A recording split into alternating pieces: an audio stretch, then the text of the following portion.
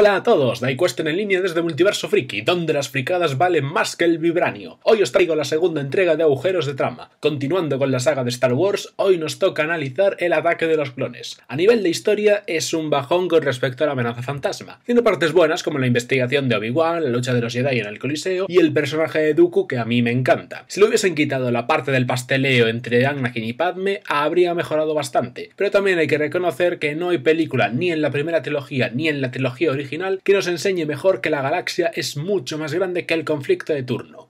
¡Vamos con el análisis! ¡Dentro intro!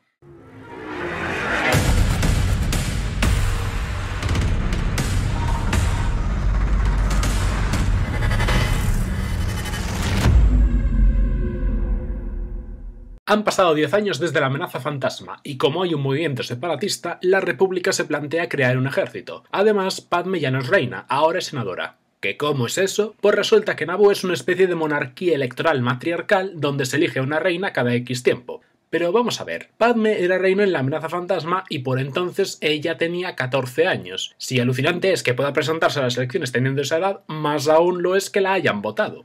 Empezamos con la escena donde la nave de Padme llega a Coruscant escoltada por 3 cazas, pero cuando aterrizan solo vemos a 2 pilotos saliendo de ellos. ¿Os han olvidado del tercero o esas naves tienen un piloto automático que les habría venido de perlas en la peli anterior? Pero uno de ellos tuvo que decir la frasecita. Supongo que me equivoqué. No había peligro alguno. ¡Hala, por bocazas! Pero que nadie se preocupe que Padme sigue viva. Han vuelto a usar el truco del señuelo. Claro que va la tía y se quita el casco ahí a plena vista. Lo dije en el vídeo anterior, esta tía es retrasada. Se supone que el trabajo de un señuelo es morir en lugar de la persona a la que protege. Pero si esta va y descubre el pastel a los 3 segundos, el sacrificio no sirve de nada. Y ahora vamos al despacho del canciller. ¿Quiénes son ustedes para exigir? ¡Aquí mando yo! Ustedes no son más que unas don nadie. Elecciones en noviembre. ¿Qué? ¿Otra vez? ¡Qué estúpido país! Palpatine tiene una reunión con varios Jedi. Lo que no entiendo yo es por qué tienen que ir 7 a hablar con él. Pero básicamente los Jedi están preocupados por las consecuencias del separatismo y de que ellos son muy pocos para mantener el orden en la República. Pues para lo que hacéis en la primera película yo creo que sois demasiados. Luego llegan Padme y otros políticos. Padme está convencida de que quien intenta matarla es Dooku, que es el líder de los separatistas. Pero los Jedi le dicen que eso es imposible porque él es un ex Jedi. Estaría muy bien que nos explicaran por qué Padme sospecha de Dooku para que no quede como un pensamiento al azar. Palpatine sugiere que Padme tenga Jedi como guardaespaldas y la idea no les gusta ni a ella, ni a Bail Organa, ni a Yoda. Pero Palpatine la convence sugiriendo que vaya a Obi-Wan, porque ya se conocen. Él y Anakin llegan al ático de Padme, se sientan y no tardan ni 10 segundos en empezar a discutir. Muy poco profesional, la verdad. Obi-Wan dice que su misión solo es proteger a Padme, pero Anakin dice que tienen que detener a quien intenta matarla. Y por muy mal que me caiga Anakin en esta peli, tengo que ponerme de su parte en esto. ¿Hay algún método mejor de proteger a Padme que neutralizando a su asesino? ¡Qué lista soy yo! ¡Qué lista soy yo! L-I-S-T-O.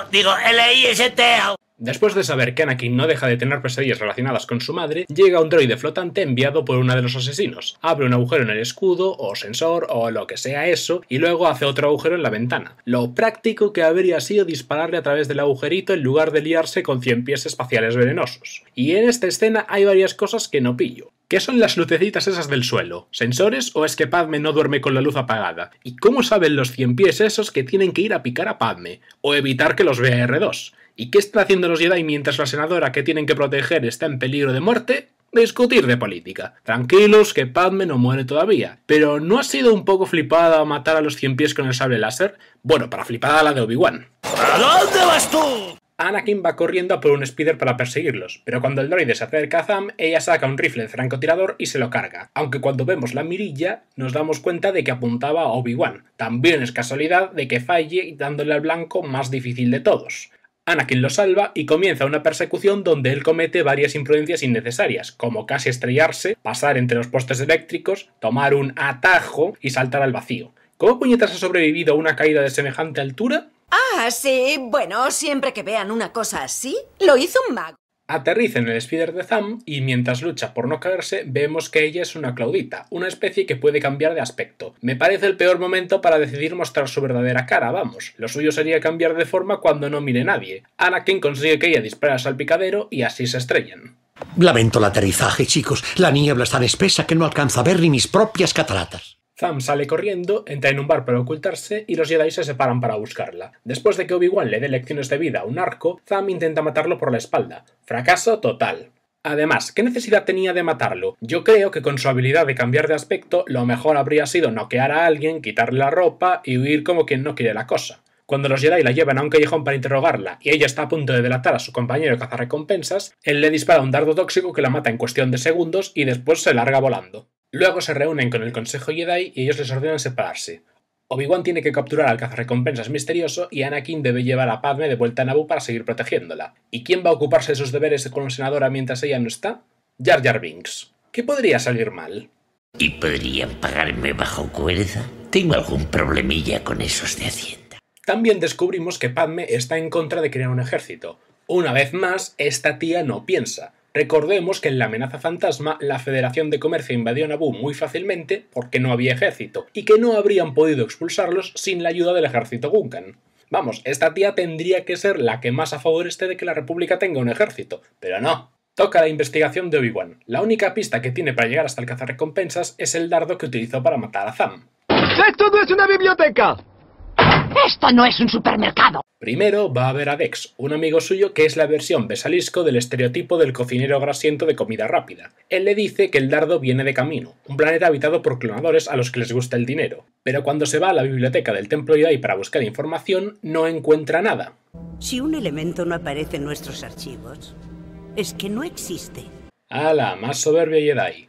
Como la bibliotecaria vale menos que una piedra, va a pedirle ayuda a Yoda, y es uno de los niños que entrenan con el sable láser a quien se le ocurre la idea de que alguien ha borrado los datos que busca Obi-Wan. ¿De verdad a nadie más se le había ocurrido eso? Bueno, Yoda asegura que solo un Jedi podría haber hecho eso, pero es que aún así. Llega a Camino siguiendo las indicaciones de Dex y descubre que le estaban esperando. Se reúne con el primer ministro y resulta que los caminoanos llevan 10 años fabricando un ejército clon para la República. Según ellos, un Jedi llamado Sifo Dyas se lo encargó, pero Obi-Wan afirma que fue asesinado. Explican que los clones tienen el ADN modificado para crecer el doble de rápido y para obedecer todas las órdenes que se les den. Acordaos de este último dato porque va a ser importante en la próxima película.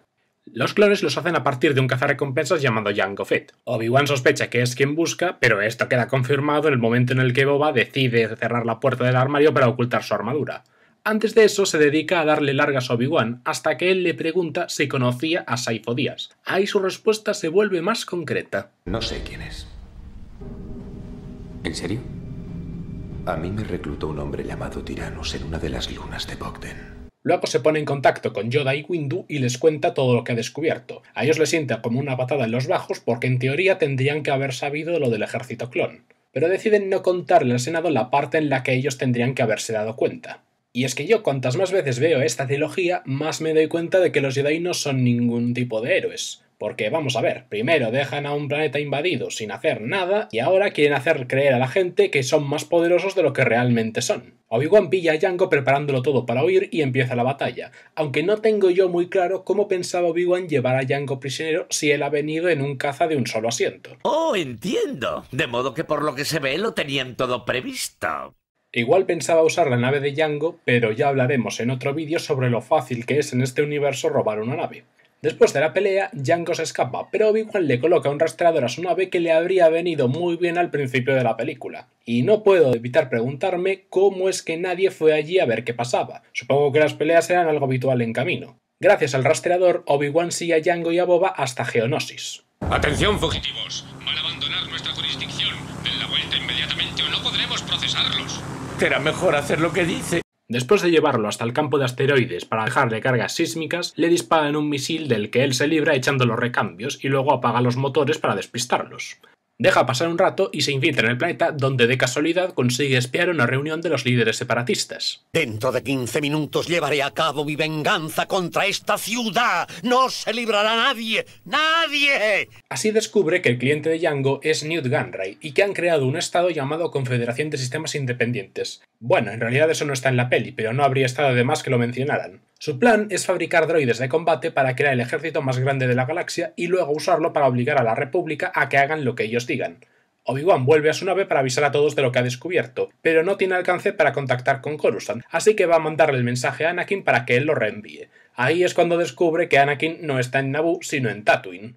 Retrocedamos un poco para ver qué estuvieron haciendo los tortolitos mientras Obi-Wan trabajaba. Pues pasteleo en una de refugiados, pasteleo antes de una reunión con la reina que acabó en discusión, más pasteleo que acabó en un beso, pasteleo en un picnic mientras Anakin confiesa que no cree en la democracia, pasteleo antes de una discusión porque su relación es imposible ya que los Jedi no pueden enamorar... ¡Espera un momento! Un picnic, a la tía la están intentando matar y se les ocurre irse a un puto picnic. Todos locos.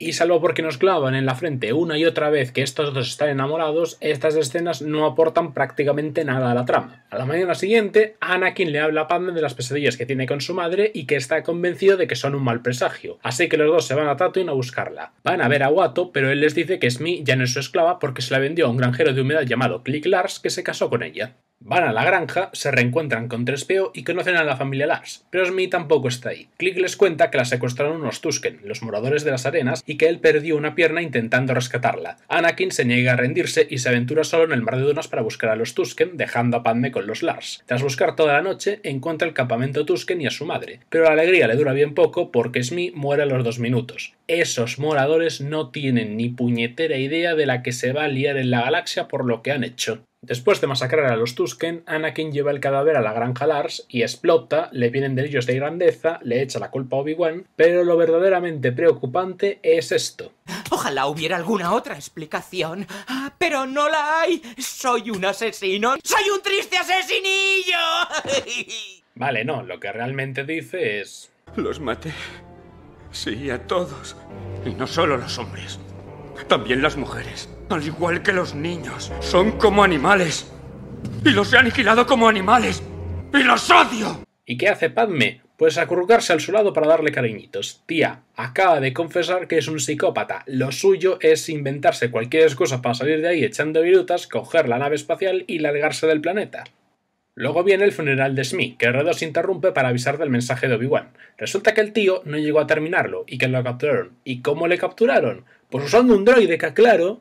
Windu le ordena a Anakin que no haga nada y él le va a obedecer. ¿En serio? Anakin, el mismo que el día anterior se pasó las órdenes por el forro y llevó a quien debía proteger a un planeta peligroso para salvar a su madre, ¿no está dispuesto ahora a hacer lo mismo por su maestro? ¿Doble rasero? ¿Dónde? Pero como a Padme le gustan las misiones imposibles, ella dice que van a ir a rescatar a Obi-Wan. Y claro, como lo dice Padme, ahora Anakin sí que va a hacerlo. ¿Por qué 3PO les acompaña es un misterio? De vuelta en Geonosis, Dooku va a visitar a Obi-Wan. Ahí descubrimos que él fue el maestro de Qui-Gon y afirma que el Senado de la República está controlado por Darth Sidious y que por eso ha montado el plan de la Confederación. Le ofrece a Obi-Wan unirse a él, pero él se niega, así que se queda flotando. Mientras tanto, en el Senado, Jar Jar inicia una petición para darle poderes de emergencia al canciller. Los poderes de emergencia básicamente le permiten tomar decisiones sin que el Senado tenga que aprobárselas. ¿Y cómo convencieron a Binks para que lo hiciera? Si al menos la senadora Amidala estuviera aquí. Pues no, eso es precisamente lo contrario de lo que Padme habría hecho. Ella se opone al ejército y defiende la democracia. Darle poder absoluto al canciller no parece propio de ella. Anakin y Padme llegan a Geonosis y aterrizan en un escape de vapor para que no los detecten. Padme dice que busca una solución diplomática, pero entrar en el planeta sin avisar y colarse por un conducto no parece la mejor forma de iniciar unas negociaciones diplomáticas, ¿qué queréis que os diga? Pero lo peor es que salen de la nave entre todo ese vapor y están tan tranquilos cuando tendrían que estar cocinándose con los 100 grados mínimo que debería hacer ahí. ¿Y cómo es que hay una compuerta de entrada en ese sitio? Recorren un pasillo sin coscarse de que hay geonosianos acechándoles, pero a uno de ellos se le ocurre cargarse el elemento sorpresa y gritar antes de atacar. ¡Ay! ¡Están optando por defenderse! Y por favor que alguien me explique qué es eso de la puerta que conduce a una pasarela que se repliega. Acaban en una línea de montaje, a Padme casi le echan metal fundido encima y a Anakin le cortan el sable láser. Al final llegan más geonosianos y Jango con unos droidecas y les hacen prisioneros. Manitos, aplastemos a los luchadores por la libertad antes de que empiece la estación de lluvias. Y recuerden, le regalaré un flamante burro a quien me traiga la cabeza del coronel Montoya. En Geonosis les gustan los espectáculos, así que van a matarlos a todos en un coliseo. Les mandan a un trío de bestias para que los maten. Un Rick, un Acklay y un Nexu. A la grande la llamo mordiscos. Pero los bichos fracasan uno detrás de otro y tienen que venir los droidecas a impedir que escapen. No, en serio, dejaos de tanto animal espacial y de tantos droides escuálidos y haced un puñetero ejército de droidecas. Luego llega Windu muy tranquilo el tío, que no hay prisa ni nada, y todos los Jedi en el coliseo encienden los sables láser. Espera, ¿cómo puñetas han podido infiltrarse todos sin que nadie se diera cuenta? Lo hizo un mago. Entra el ejército droide y comienza la batalla. Como los Jedi parecen tenerlo todo bajo control, Jango se une, pero en mal momento. El Rick lo arrolla y le joroba el jetpack, así que cuando intenta despegar falla y Windu le corta la cabeza. Luego resulta que a los Jedi no les va tan bien como parecía y empiezan a morir uno tras otro hasta que solo quedan unos 15, cosa alucinante porque apenas hay droidecas a la vista. Pero cuando todo parece perdido, aparece Yoda con el ejército clon y les dan pal pelo a los droides. ¿Veis cómo necesitáis más droidecas? La batalla se traslada al exterior del Coliseo y los de la CSI lo tienen jodido, porque el ejército clon es mucho más numeroso y tiene mejores armas, así que los líderes ordenan la retirada. Pero antes, Poggle el menor le da a Dooku los planos de la Estrella de la Muerte para que no caigan en manos de los Jedi. Él coge un speeder para ir a su nave, que no sé por qué estaba en el 5º pino, y se encuentra con los protas. Pierden a Padme por el camino y tenemos otra discusión entre Anakin y Obi-Wan que dura 30 segundos. Le acorralan donde se esconde su nave y Dooku derriba a Anakin por ir de sobrado. Luego le hace unos cortes a Obi-Wan y Anakin vuelve a la pelea con 2 sables solo para que terminen cortándole un brazo. Al final llega Yoda para salvarles el cuello otra vez y llegamos a una lucha con sable láser muy espectacular que termina con Dooku tirando unas tuberías sobre los protas para distraer a su antiguo maestro y así poder escapar. Va a Coruscant para reunirse con Darth Sidious y aquí viene la gran revelación de la película. Yo soy tu padre. ¡No! ¿Otra vez? ¿Quién coño me hace esto? Resulta que Dooku es Tyrannus, el que contrató a Jango para hacer el ejército clon y que la guerra que ha comenzado estaba planeada por ellos. Pues para ser un plan maestro manipulador, le veo un fallo bastante importante. La guerra como tal solo habría empezado si la República se enteraba del ejército clon y le daban poderes de emergencia a Palpatine antes de que la CSI atacara. Pero todo esto pasó a raíz de que Obi-Wan persiguiera a Jango, que no estaba en el ajo porque si no, no habría intentado matarlo. Y Obi-Wan solo pudo perseguir a Jango porque él usó el dardo tóxico de camino para matar a Zam. ¿Y si hubiera usado un francotirador? Y para terminar tenemos la escena en la cámara del Consejo Jedi con Yoda diciendo que no hay victoria en iniciar una guerra, un vistazo a los clones preparándose para ir a la guerra y la boda secreta de Padme y Anakin. Si os ha gustado el vídeo no olvidéis darle al like, suscribíos y dadle a la campanita. Y si queréis apoyarme aquí tenéis el enlace a mi cuenta de Patreon. Recordad que para mí sois leyendas.